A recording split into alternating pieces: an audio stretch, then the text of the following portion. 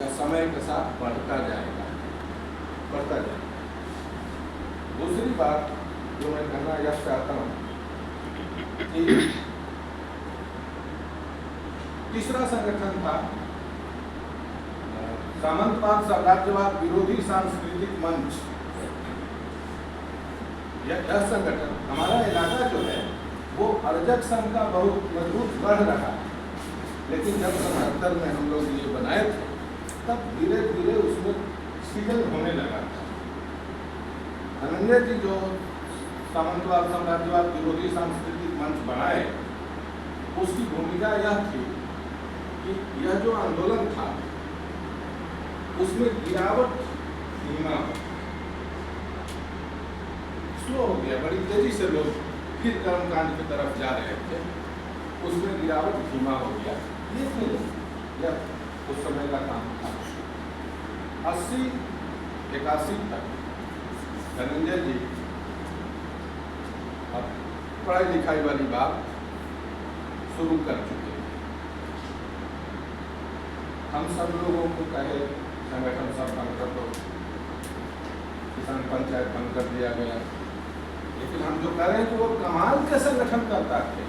छोटी से छोटी बात को इतना बड़ा बना देते थे। जब हम लोग किसान पंचायत और मजदूर पंचायत का काम करते थे तो जब हम समझते थे कि वो ट्रेड यूनियन टाइप का संघर्ष है, लेकिन वो इतना भूमिका बनाए और सोवियत से तुलना करके और हम लोग करते थे ट्रेड यूनियन, लेकिन समझते थे कि सोवियत बना रहे हैं, सत्ता देने वाला। सब लोग पागल की तरह काम करते हैं, सब लोग पागल कल्चर भी बनाए। जब किसी साथी के साथ कहीं जाना है और उसको कोई काम है तो सब लोग मिल के उसका काम पूरा करा दो। हम लोगों का कमरी कराते थे, रोकने को कुछ काम रहते कराते थे और उसको फ्री करके साथ लेके जाते थे। इस काम में धनंजय भी शामिल रहते थे। जब भी कहीं एक जगह हम लोगों का जुड़ाव होता था, लोग कोशिश करता था कि धनंजय जी को थोड़ा सा स्पेशल कर जाए और इसको लेके वो सबसे बुरा मानते कि नहीं, यह बुरी बात, यह नहीं होना चाहिए। जबकि खुद एक एक कामरेडों का बहुत ख्याल रखते थे, बहुत ख्याल रखते, देखते थे जिसको कोई तकलीफ है नहीं कुछ ना हो उसके हिस्से का काम खुद कर देते थे। तो बेजोड़ संगठन करता है। यही मैं कह रहा हूँ कि उस टाइम जो भी मिलता है इनसे वो इतना मुरीद हो जाता था। अब पटना में तो नहीं जाते हैं। पटना जब आए संगठन भंग करा दिए और पढ़ाई लिखाई की बात की है। मैं संगठन भंग करने से सहमत नहीं। पटना से मैं जाता था अपने इलाके में, वो कहते थे कि हम 7 दिन रुकते थे, महीने में 21 दिन 22 दिन यहाँ रहता था और 7 दिन इलाके में। वो कहते थे 7 दिन क्यों लगता है मेरे घर में। मेरा काम यही होता था कि हम जिस दिन जाते थे उस दिन कर जाते थे और जिस दिन वापस आना था उसके पहले एक दिन कर जाते थे। हम उस बीच में पूरे संगठन में जितना संपर्क है हमारा, हम दौड़ करना वो चिंता रखें जो हमको अलग होने के बाद काम आया। तो मैं दोस्तों यह कहना चाहता हूँ कि धनंजय जी की खूबियाँ भी हैं, कमियाँ भी हैं। कौन है जिसमें कमियाँ? कई लोग जो यह बात कहते हैं, ऐसा लगता है कि मानसिक रूप से उनको ये हमको अगर मेरे को हम भौतिकवादी करते हैं तो हमको धनंजय जी जिन वस्तुगत परिस्थितियों में थे उसको समझना होता है। हमने यही समझा, हमने उनसे बहुत बहस की, किनारे से बहस की। हम मीटिंग में नहीं बोलते थे, लेकिन अलग अलग हमको स्पष्ट हो गया कि डर से नहीं, लेकिन मैं एक बात फिर कहता हूँ कि कोई कम्युनिस्ट संगठन वोल्टेयर के बिना टिक नहीं सकता, नहीं टिक सकता, और उनके संगठन में कोई वोल्टेयर नहीं।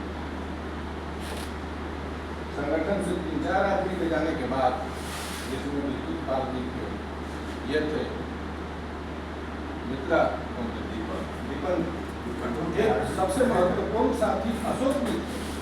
अशोक भी वोल्टेयर इन लोगों के जाने के बाद संगठन में जो बौद्धिक स्तर था उसमें गिरावट आ गई और धनंजय जी को भरोसा की कमी थी। अब इसका वो क्या करें? हमको जो बहुत खराब लगता था, हमको कहने लगे कि सतमा का मेरा फॉर्मल एजुकेशन नहीं है, मैंने पढ़ाई लिखाई नहीं की। हमको बोले कि सतमा का कोर्स कर लेके पढ़ाई करो, और जब भी इस तरह का कुछ ऐसा करते थे वह काम को हम समझते थे कि अंग्रेजी सीखना चाहिए, लेकिन वह दिए कि अंग्रेजी सीखना है तो हमको अंग्रेजी सीखने से एलर्जी एक दो से भी नहीं सीखी। अरे हारमोनियम सीखो, हमको एलर्जी हो गया हारमोनियम को छूने नहीं।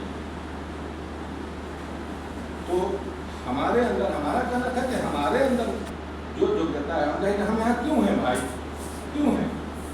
सबको आप थ्योरेटिशियन बनाएंगे, सब थ्योरेटिशियन तो नहीं होगा, जिसमें यह योग्यता है।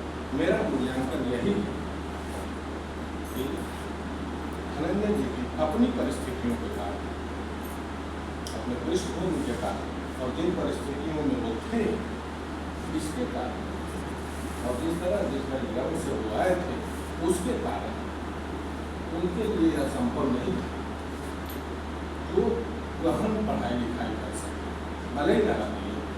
हमने शुरुआत में उनको लड़ते कि मुस्लिम घर में पढ़ते देखा, हम उनको पटना में भी जब तक वो पीपुल्स नर्सिंग होम के आसपास रहते थे वहाँ भी पढ़ते देखा, लेकिन हम जब आए तो 3 महीना 3 साल, आप कल्पना कीजिए 3 साल हमने झोले में, हमको जो वो किताब दिए थे ले लीजिए ऑफिस में पढ़ेंगे, 3 साल झोले में वो किताब नहीं, झोला रहा मेरे कंधे पर, लेकिन 3 साल में कोई किताब नहीं।